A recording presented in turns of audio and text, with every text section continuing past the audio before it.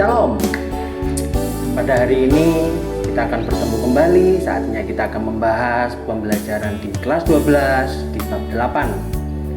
Sebelum kita memulai pembelajaran saat ini, kembali lagi bersama Pak Hengki. Kalian pasti ingat, kiranya Tuhan memberkati kalian semuanya. Oke, mari kita sebelum memulai pembelajaran dalam hal ini tentang keadilan sebagai wujud hidup orang yang beriman, kita terlebih dahulu berdoa. Baik, kita tundukkan kepala.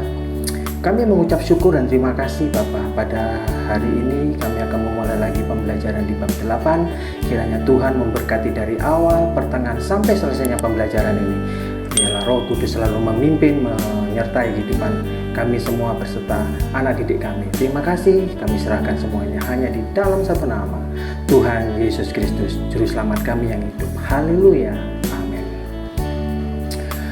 Oke, mari kita sebelum mempelajari di bab 8, tujuan pembelajaran hari ini adalah yang pertama, mendeskripsikan makna keadilan menurut Alkitab dan mengingatkannya dengan realitas yang ada.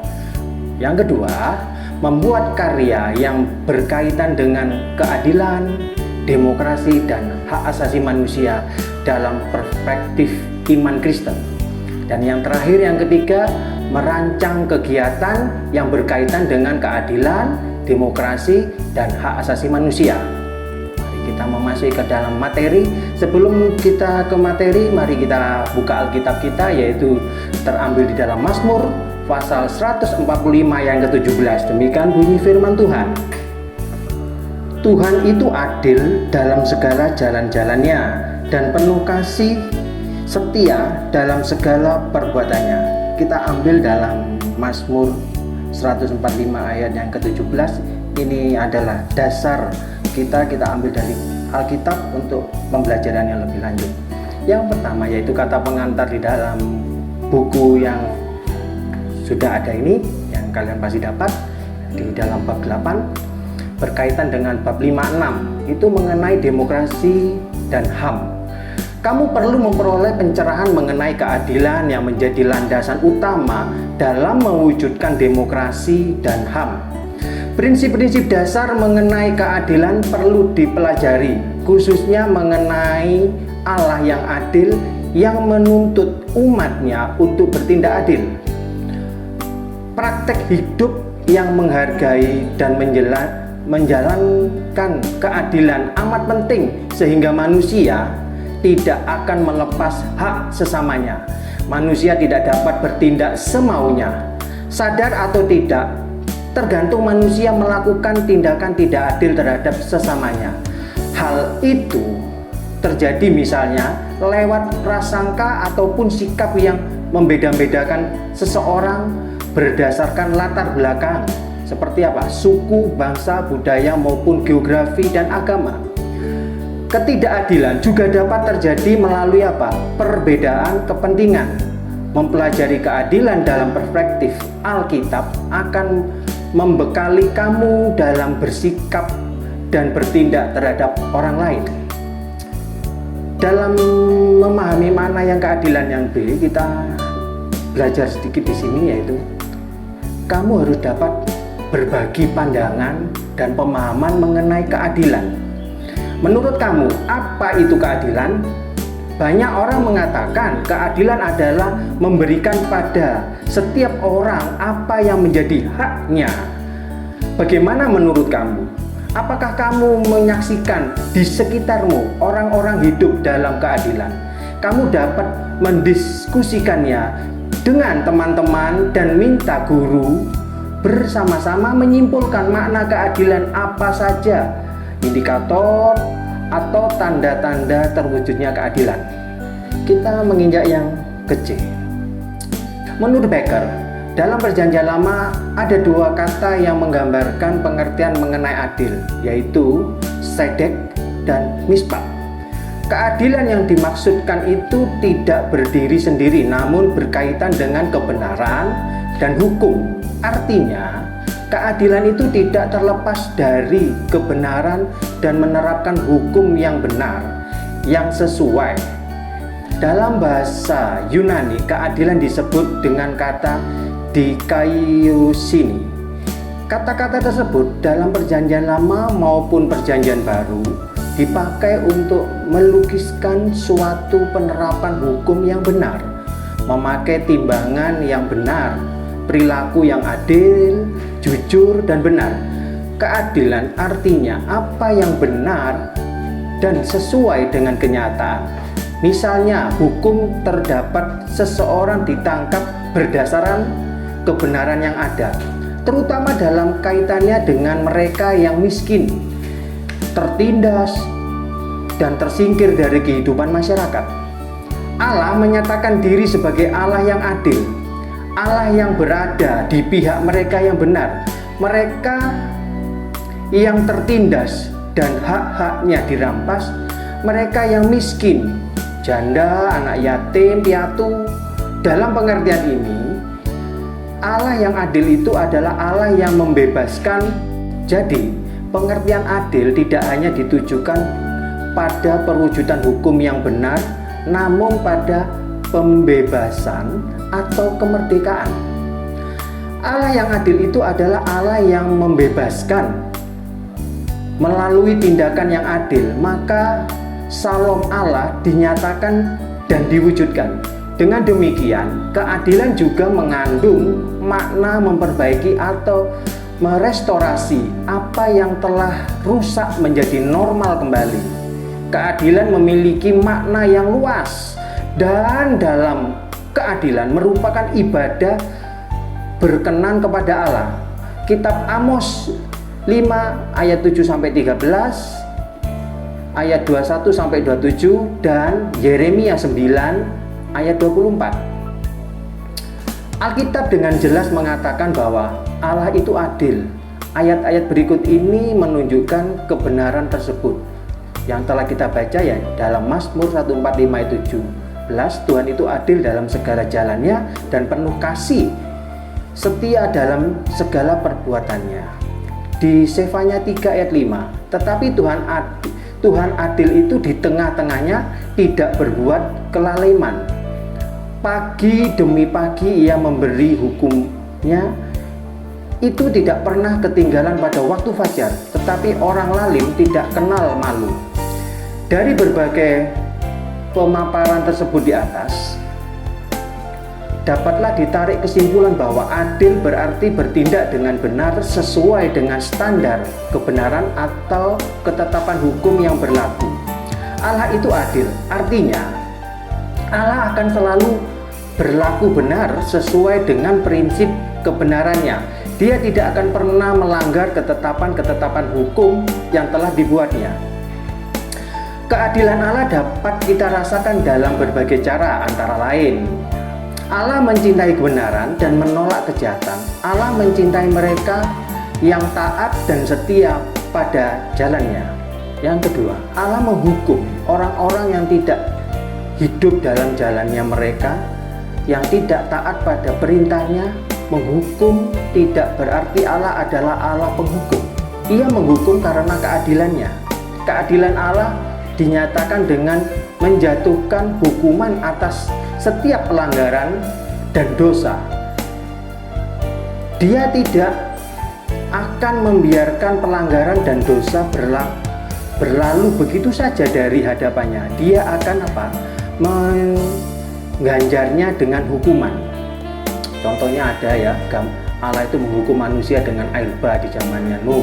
Ia memuliakan keberadaan manusia di bumi seperti sedia kala.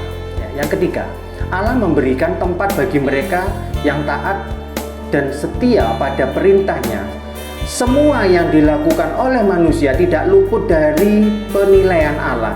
Jika setiap kejahatan memperoleh ganjaran atau hukuman, maka setiap kebaikan dan pekerjaan baik yang kita lakukan dihargai olehnya. Contohnya seperti ada di ini, ketika Daniel dimasukkan di lubang singa ya, Allah itu memperhitungkan iman Daniel yang taat pada perintahnya. Akhirnya Tuhan itu menyelamatkan Daniel dari lubang singa. Kita kembali ke poin berikutnya, yaitu yang poin D. Orang beriman terpanggil untuk apa? Mewujudkan keadilan dan kebenaran dalam hidup. Mari kita belajar dari Salomo ya. Ketika Allah bertanya kepada Salomo, apakah yang ia minta darinya? Maka Salomo meminta hikmat sebagai hadiah dari Allah. Sebagai seorang raja, Salomo sadar bahwa hikmat dibutuhkan bukan hanya sebagai bekal untuk memimpin rakyatnya, namun terutama supaya ia dapat membuat keputusan yang adil dan benar. Tidak mudah bagi manusia untuk memiliki kemampuan bertindak benar dan adil. Jika Tuhan tidak memberikan hikmatnya, Allah memenuhi permintaannya. Hikmat Allah pun dianugerahkannya bagi Salomo. Memiliki hikmat dari Allah membuat Salomo mampu mengambil keputusan adil dan benar. Hal itu terbukti ketika orang membawa kepadanya 2 orang perempuan yang memperebutkan bayi. Salomo mampu mengambil keputusan yang adil, benar, dengan hikmat yang berasal dari Tuhan. Ia tahu manakah di antara 2 orang perempuan itu yang merupakan ibu dari bayi yang sedang direbutkan. Ya. Anak-anakku semuanya, kita kembali ke dalam pembelajaran berikutnya, yaitu yang E, keadilan, demokrasi, dan hak asasi manusia. Apa kaitan antara keadilan, demokrasi, dan hak asasi manusia? Coba lakukan curah pendapat dengan teman-temanmu. Apakah dalam kehidupan sehari-hari kamu menyaksikan hal-hal yang berkaitan dengan keadilan, demokrasi, dan HAM? Sebagai peserta didik yang duduk di kelas 12, kamu sudah memiliki pengalaman yang cukup untuk memberikan penilaian terhadap realitas yang berkaitan dengan keadilan, demokrasi, dan HAM. Kamu juga sudah belajar mengenai keadilan menurut Alkitab, maka kamu dapat memperbandingkan antara keadilan menurut Alkitab dengan realitas demokrasi dan HAM di Indonesia maupun di tempat kamu masing-masing. Gunakan bahan pelajaran PPKN untuk melengkapi analisis kamu. Sebagai remaja Kristen, coba nilai dirimu sendiri. Apakah selama ini kamu telah mewujudkan keadilan dalam praktek hidupmu? Kalau sudah, tuliskan bentuk tindakan yang kamu lakukan. Jika belum, jelaskan mengapa. Mulailah dari lingkungan terdekatmu, yaitu apa? Di rumah, di sekolah, lingkungan sekitar tempat tinggal, barulah di lingkungan yang lebih luas lagi. Misalnya dalam komunitas anggota pemuda atau remaja gereja atau karang taruna. Beberapa prinsip mendasar yang dapat menghubungkan keadilan, demokrasi, dan HAM adalah sebagai berikut. Pengakuan terhadap kesetaraan, bahwa semua orang sama harkat dan martabatnya. Kesetaraan akan mendorong lahirnya kerjasama yang erat antara warga, masyarakat, dan mempunyai etikat baik secara fungsional dan profesional. Prinsip ini yang membedakan demokrasi dengan sistem-sistem yang lain. Sekaligus, kesetaraan ini, semua orang sama di hadapan hukum. Semua orang berhak memperoleh apa yang menjadi haknya. Kemerdekaan dan kebebasan, prinsip inilah yang seringkali menjadi momok bagi demokrasi sendiri. Banyak orang cenderung menyalahgunakan kekuasaan sebagai alat untuk menindas sesama serta merampas kemerdekaan dan hak-hak asasinya. Berbeda dengan Salomo yang dipimpin oleh hikmat Allah sehingga ia memimpin dengan adil dan bijaksana. Prinsip kesadaran terhadap adanya kemajemukan dalam masyarakat, penghargaan terhadap keberagamaan menjadi penopang bagi terwujudnya keadilan, demokrasi, dan HAM pada masa kini. Pergerakan manusia dari berbagai belahan dunia amat tinggi sehingga dalam suatu negara hidup berbagai bangsa, suku, bangsa, budaya maupun agama. Berikutnya, keberagaman ini dapat melahirkan konflik, namun potensi konflik dan perpecahan dapat diminimalisir oleh adanya kesadaran terhadap keberagaman manusia, sekaligus memupuk penghargaan terhadap sesama manusia sebagai makhluk mulia ciptaan Allah. Berikutnya, prinsip kebebasan menyatakan pendapat dan penegakan HAM. Jadi, keadilan akan menopang kebebasan tiap orang untuk memilih pemimpin yang baik dan benar, serta mengemukakan pendapat demi kesejahteraan bersama. Berikutnya, integritas. Kesesuaian antara kata dengan perbuatan, antara cara dengan pencapaian. Cara yang benar, jujur dan adil akan menghasilkan buah yang baik.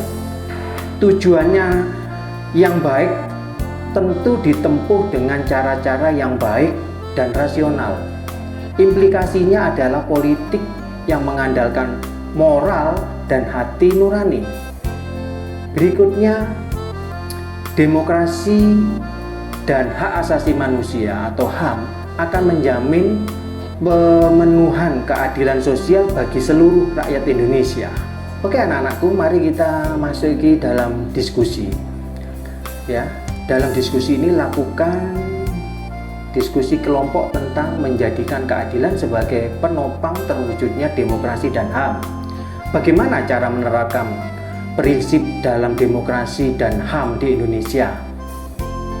Apakah keadilan dan kesejahteraan serta kemakmuran yang menjadi cita-cita para pendiri bangsa Indonesia telah terwujud?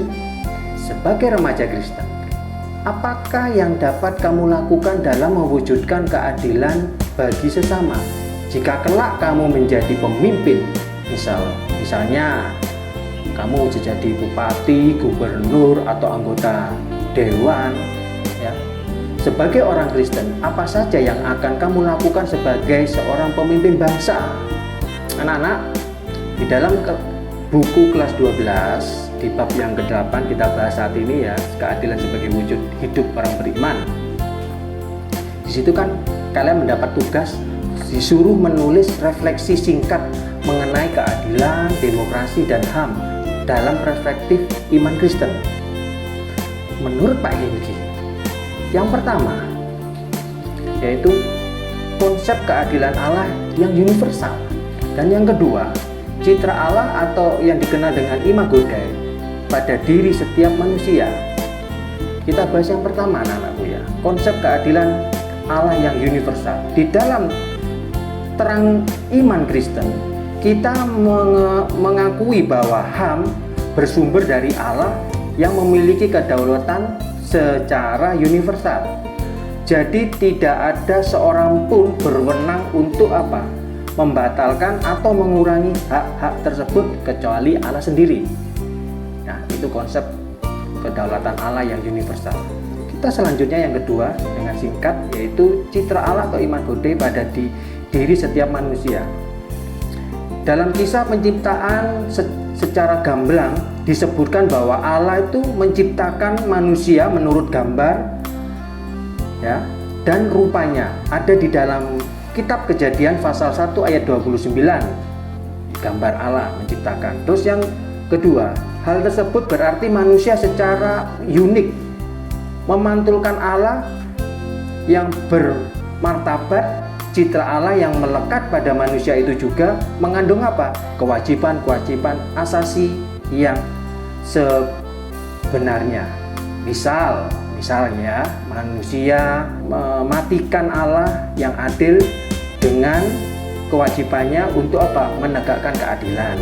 Yang ketiga, diciptakan sama berharganya di hadapan Allah.